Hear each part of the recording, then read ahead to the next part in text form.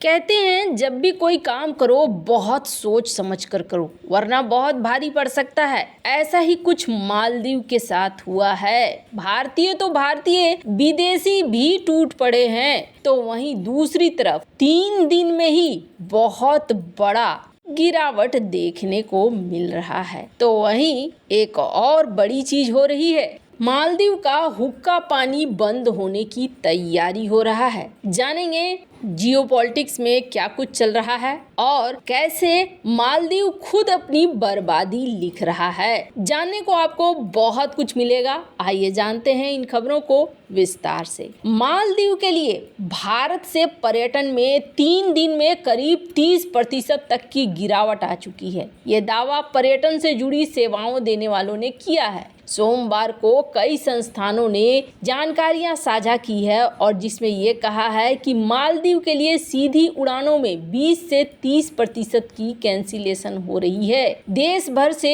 रोजाना 7 से 8 उड़ानें सीधे मालदीव जाती हैं, जिनमें अकेले मुंबई से 3 उड़ानें हैं और कहा जा रहा है कि इन उड़ानों में 1200 से 1300 यात्रियों को प्रतिदिन मालदीव ले जाने की क्षमता होती है और इनमें कैंसिलेशन सबसे अहम संकेत है कि लोग अपनी यात्रा योजनाएं बदल रहे हैं। इतने बड़े बड़े सेलिब्रिटीज ने जो अपना रूप दिखलाया है, उसके बाद बुकिंग में बहुत ज़्यादा कमी देखने को मिल रही है। वैसे आपको बता दें, कई सारी कंपनियां हैं जो 100% रिफंड की भी घोषणा कर रही है कि अगर आपने मालदीव को जाना बंद किया तो हम आपको कैंसिल किया तो हम आपको 100% रिफंड देंगे, और ऐसे में कैंसिल हो रहा है। पर इससे भी ना बड़ी चीजें होनी शुरू हो चुकी है। आपको बता दें, स्क्रीन पर एक आर्टिकल देख रहे हैं आप, और इस आर्टिकल में जो फिल्म मेकर की संस्था है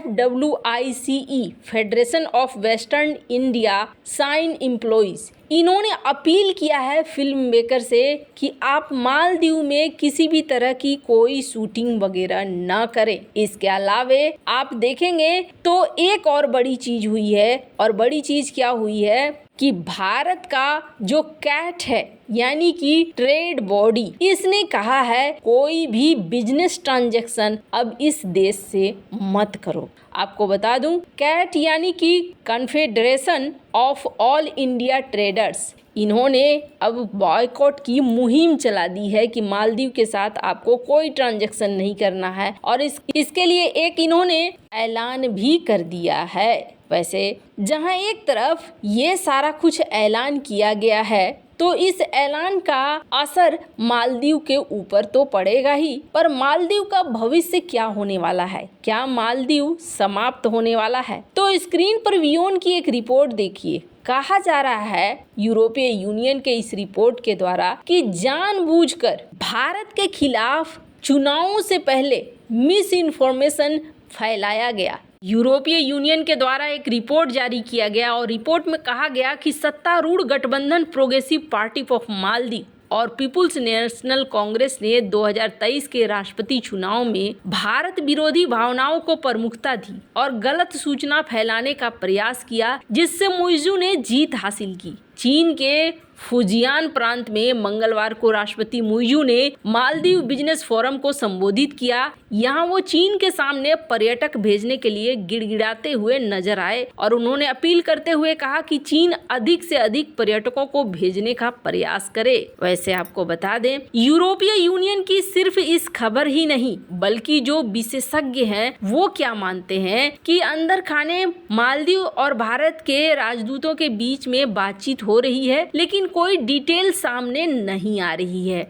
पर हाँ, इसका फायदा थोड़ा चाइना को जरूर होगा, लेकिन यहाँ पर बर्बादी मालदीव की लिखी हुई है, ये बात तय मानी जा रही है। क्यों मानी जा रही है? तो आप देखिए, इस वक्त मालदीव यहाँ पर है। मालदीव से अगर बात करें दूरी की कि मालदीव से किसकी दूरी कितनी है, तो चाइना की दूरी है करीब 5800 किलोमीटर। वहीं बात करें जिबूती, जहां पर चाइना का बेस है, वहां से इसकी दूरी है 3400 किलोमीटर। और फिर बात करें पाकिस्तान, यहाँ से इसकी दूरी बनती है करीब 3400 किलोमीटर। और श्रीलंका से बात करें 766 किलोमीटर और भारत से बात करें तो 600, यानी सबसे ज्यादा नजदीक अगर मालदीव के कोई है तो वो भारत है। एक बार सुनामी आया तो समझ लो आप मालदीव को अपने जियो पॉलिटिक्स में जियो समझ में आ जाएगा कि कहाँ पे वो है। अब आगे मालदीव के साथ क्या होने वाला है,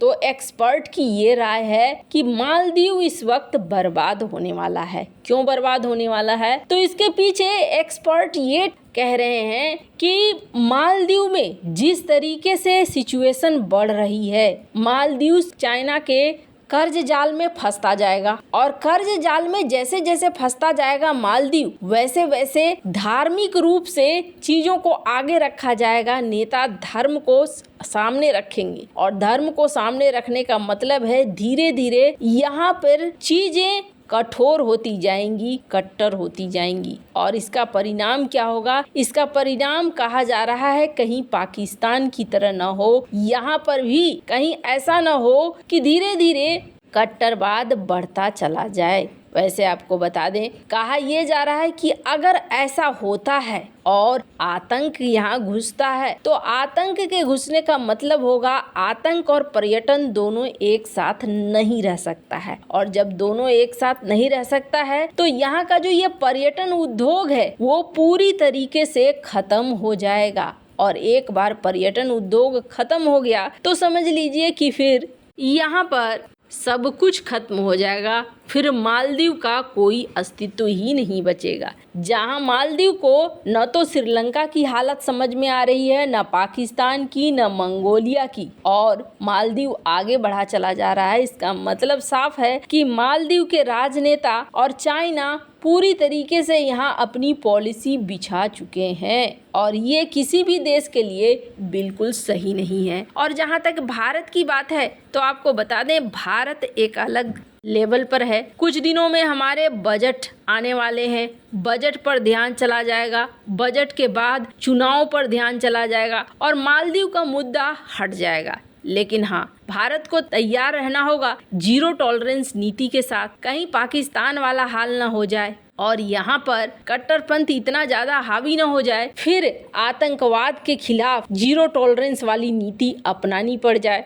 कुल मिलाकर कहें तो भारत से नाता तोड़ने का मालदीव का जो मकसद है, इस मकसद में मालदीव ही पूरी तरीके से बर्बाद होगा। आने वाले समय में मालदीव को भी हम उसी तरह देख सकते हैं जिस तरीके से श्रीलंका पाकिस्तान की स्थिति हुई है। वैसे आपको क्या लगता है, इन सब मामले में आपकी क्या राय है, कमेंट कर जरूर बताएं। जल्द मिलते हैं अगले वीडियो में नई खबर के साथ।